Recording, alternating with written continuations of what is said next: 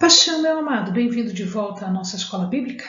Estamos estudando o livro do profeta Jeremias. Então, pega a sua Bíblia, pega o seu caderno de estudos para o Senhor, pede a Ele discernimento, entendimento, conhecimento, sabedoria. Pede a Ele proteção, para que nós possamos desvendar dos seus mistérios. Nós estamos ainda nessa primeira grande parte, até o capítulo 45, e falando agora das profecias do tempo de Zedequias. Já vimos até a predição do rolo e vamos ver aí algumas coisas relativas à predição de Jeremias, a sua nova detenção e a queda de Jerusalém propriamente dita. Vejamos então. A predição de Jeremias e a sua mais uma detenção acontece no capítulo 37. A data desta profecia é de 589-88. Então nós estamos já quando o cerco está levantado, ou seja, Nabucodonosor está cercando Jerusalém.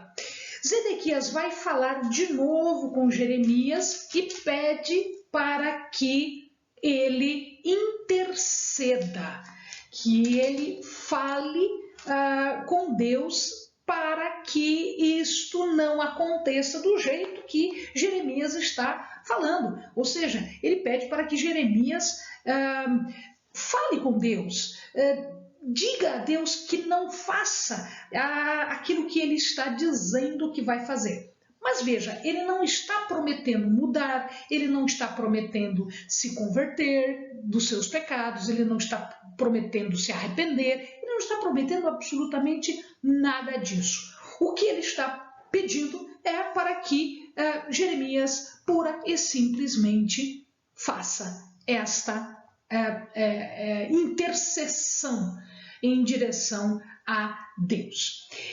Mas isso não vai acontecer. Jeremias disse que isto não iria acontecer. Assim diz o Senhor, o Deus de Israel. Assim direis ao rei de Judá, que vos enviou para me consultar. O exército de Faraó, que saiu em vosso socorro, voltará para a sua terra no Egito. Então os caldeus voltarão, pelejarão contra esta cidade, a tomarão e a queimarão a fogo. Não vos enganeis a vós mesmos, pensando sem dúvida, os caldeus se retirarão de vós. Eles não se retirarão. Ou seja, aquilo que ele estava pedindo não iria acontecer. Por quê? Porque ele não estava ouvindo o que Deus estava dizendo. Deus dizia, se arrependa, e eu mudo. Mas, mesmo assim, eles não tomaram juízo. Aqui acontece... Algumas pessoas vão falar e vão agir contra Jeremias. Né? Jucal, filho de Selemias, era um inimigo de Jeremias e tinha pedido a morte de Jeremias. Sofonias, filho de Maceias, também participou do primeiro grupo, né, que tinha ido falar com Jeremias, quando Jeremias já tinha sido libertado, né, e o faraó que ele está falando aqui é o faraó Ofra, é o faraó que se levanta contra Nabucodonosor, mas que chega na hora da batalha, ele pura e simplesmente retrocede, vai embora e deixa Jerusalém sem auxílio nenhum. Jeremias, então, quando levanta esse cerco, quando dá para sair da cidade, ele estava saindo da cidade para ir até Anatote. Lembrem-se, os amados, que ele tinha acabado de comprar um imóvel. Ele estava preso, ele não viu o imóvel, ele não foi tomar posse do imóvel, o imóvel estava lá, ele só fez a documentação, Baruque fez para ele, guardou o documento. E agora, quando o cerco foi levantado, Jeremias, então, estava saindo para ir a Anatote, inspecionar, tomar posse daquela propriedade que ele havia adquirido.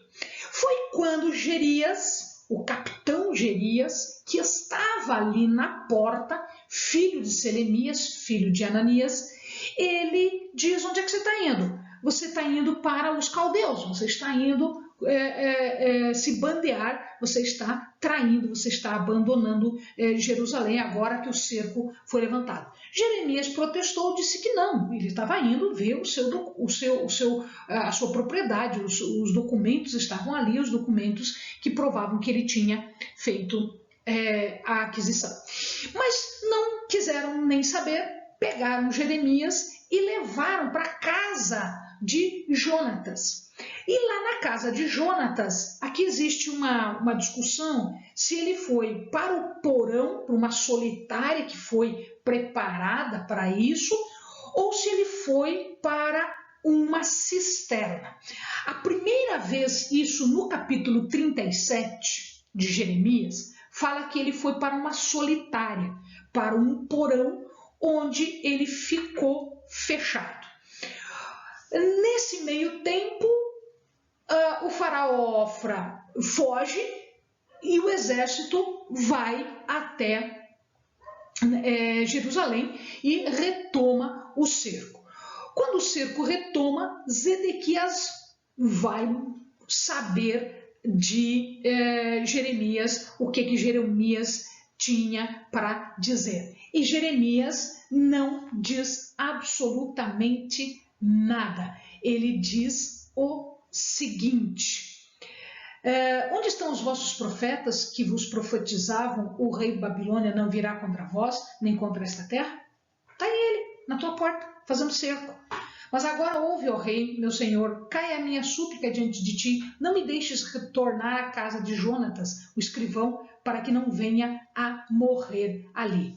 E é onde, então, Zedequias acha por bem tirá-lo da casa de Jonatas, da cisterna ou da solitária, e ele vai para o pátio da guarda, onde ele pudesse ter um pouquinho mais de liberdade e ele recebesse aqueles bolos, aqueles pães diários, ou seja, que ele recebesse comida. O capítulo 38, ele conta a mesma história, só que não é um porão, não é uma solitária, é uma cisterna. Então, nós não sabemos se o capítulo 38 é um detalhamento do capítulo 37 ou se efetivamente aconteceu de novo alguma coisa para que Jeremias fosse preso, não no pátio da guarda, mas numa cisterna. Então, aqui o nome das pessoas que são citadas é Cefatias, que é filho de Matã, que era do governo, Gedalias, que é filho de Passur, Jucal, que é filho de Selemias, o Passur, que é filho de Malquias, que se levantam contra Jeremias e pedem a prisão de Jeremias. Zedequias, um homem fraco, um homem débil, um homem medroso, um homem que não tem coragem de fazer o que ele tinha que fazer, ele larga Jeremias nas mãos destas pessoas. E eles o colocam, então, numa cisterna.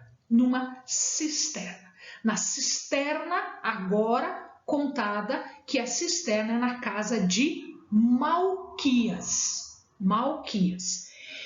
Antes ele estava na casa de Jonatas. Então a gente não sabe se são duas histórias ou se é uma história que está com seus desdobramentos.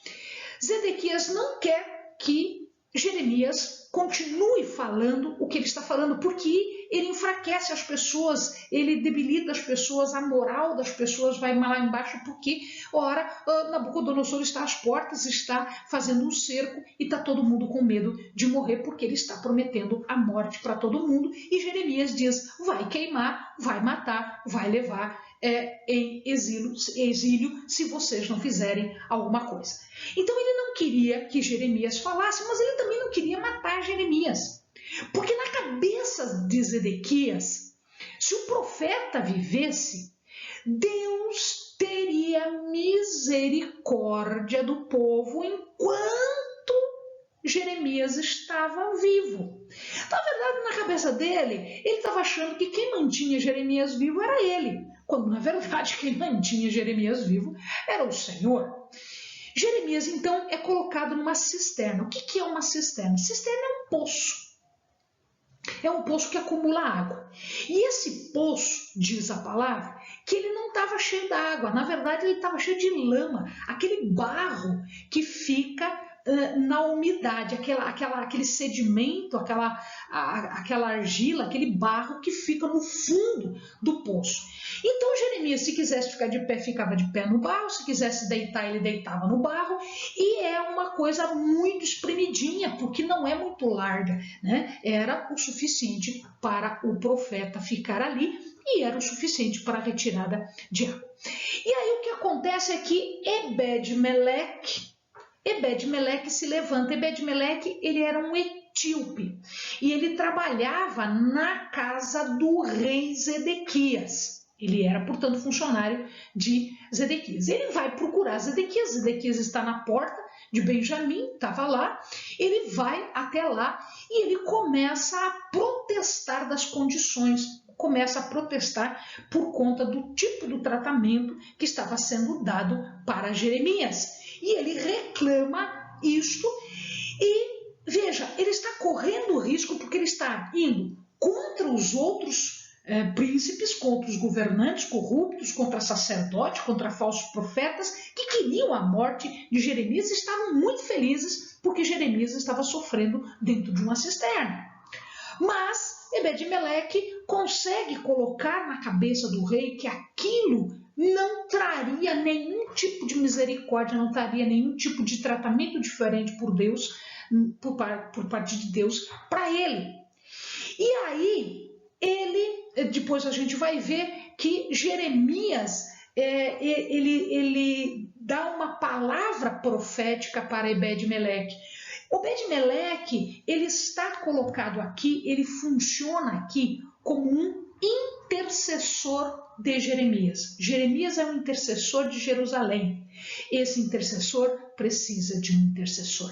O intercessor de Jeremias é Ebed-Meleque, que, correndo o risco da sua própria vida, ele vai falar com o rei e ele pede que o profeta seja melhor tratado. O que acontece é que Zedequias permite que Ebed-Meleque retire Jeremias do poço e ele vai então para o pátio da guarda. Né? Então eles, não tendo cordas, eles pegam uns pedaços de pano meio apodrecido que tinha ali no momento.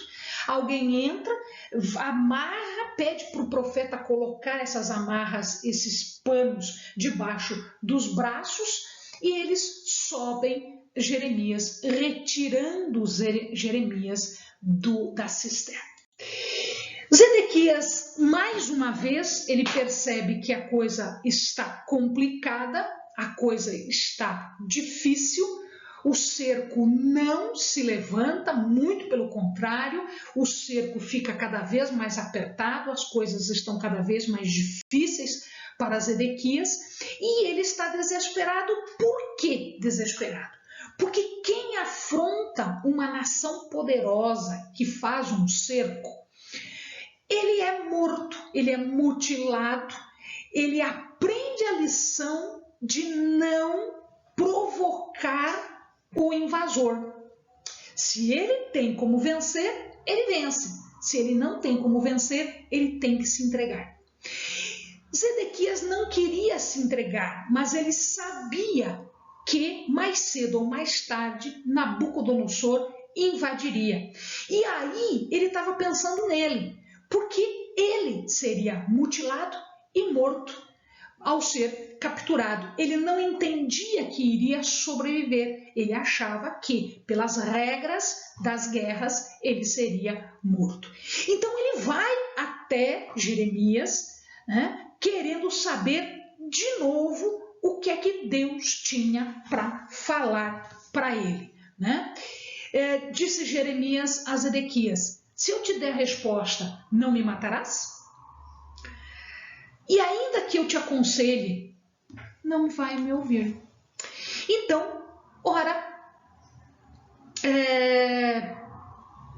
Zedequias fala para Jeremias, jura para Jeremias. Aliás, ele já tinha jurado um monte de coisa e nunca tinha feito nada. Mas enfim, ele jura para Jeremias que se ele falasse a verdade, ninguém iria lhe fazer mal, ele não iria permitir ninguém lhe fazer mal.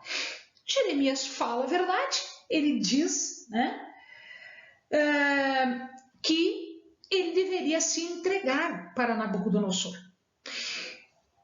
Zedequias não queria se entregar porque ele achava que se ele se entregasse, as pessoas iriam dizer que ele era um rei fraco. Gente, mas ele já era um rei fraco.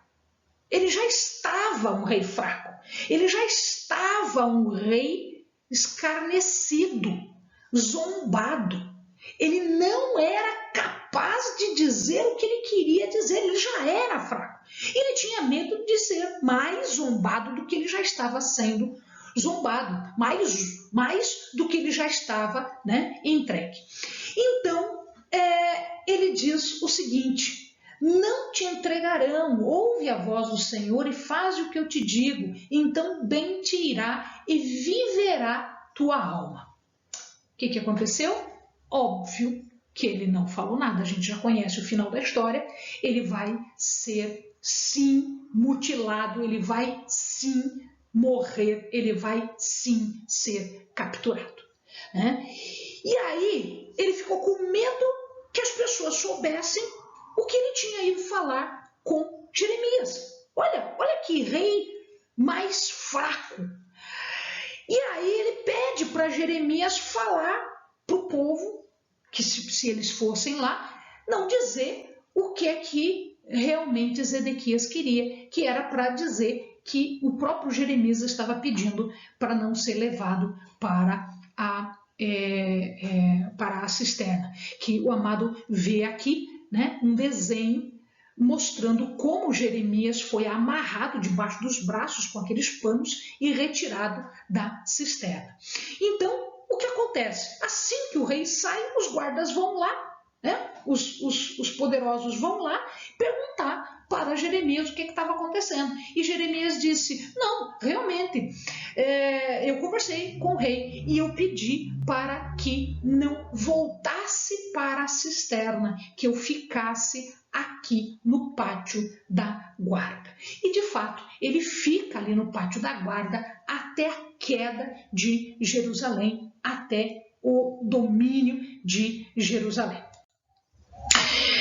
O início do cerco, nós já vimos, foi em 588 e em julho de 587 tudo estava terminado. Então ficou um tempo do cerco e depois, ao final, quando o povo não estava aguentando mais, eles estavam passando fome, eles estavam fazendo canibalismo, nós já vimos isso, que eles comiam carne dos mortos ou as mães dos seus filhos, etc. Então eles foram tomados em 587. Casas, templo queimados, tudo destruído, tudo posto abaixo, e o povo que não foi morto à espada, que não morreu de fome, de peste, foi então levado para a Babilônia. Eles se reuniram, os generais, na porta de Jerusalém. Quem estava ali? Um conselho militar, Nergal-Sarezer, também chamado de Neriglissar, todo mundo acha que é o Neriglissar. Quem é esse Neriglissar? Era um general de Nabucodonosor. Quando Nabucodonosor morreu, assume o seu filho, Evil-Merodach.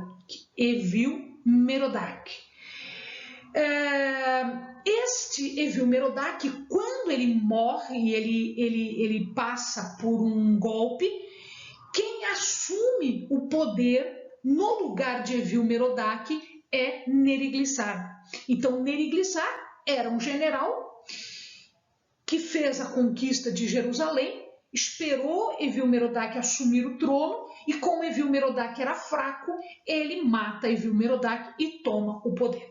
Então esse Nergal e Sangar-Nebo eram os generais que tomaram Jerusalém. Nabucodonosor não se mostra ali, ele estava numa cidade um pouquinho mais para frente, chamada Ribla. Ribla, então Jerusalém está aqui, e ele fica aqui em Ribla. É para lá, em Ribla, que os exilados são mandados e é para lá que o rei é mandado. Ele não foi encontrado em Jerusalém, porque nesse meio tempo ele fugiu e ele já estava perto do Vale do Jordão, ele estava lá para frente, já tinha fugido e ele foi encontrado e ele foi levado até Ribla, onde estava Nabucodonosor e todos os exilados, os sobreviventes estavam ali. E dali eles foram levados para a Babilônia. Muitos deles voltaram, muitos mais morreram por lá. Jeremias é solto e tratado com respeito porque Nabucodonosor disse especificamente a fama de Jeremias, muito provavelmente já tinha chegado até Nabucodonosor. Nabucodonosor deu ordens específicas sobre Jeremias. Ele disse: tratem Jeremias muito bem, deem Jeremias aos cuidados de Gedalias. Gedalias seria o comandante em chefe, seria o governador de Jerusalém por ordem de Nabucodonosor. Esse Gedalias é Gedalias ben Aicão ben Safã, filho de Aicã, filho de Safã. Amém, amados? Bons estudos.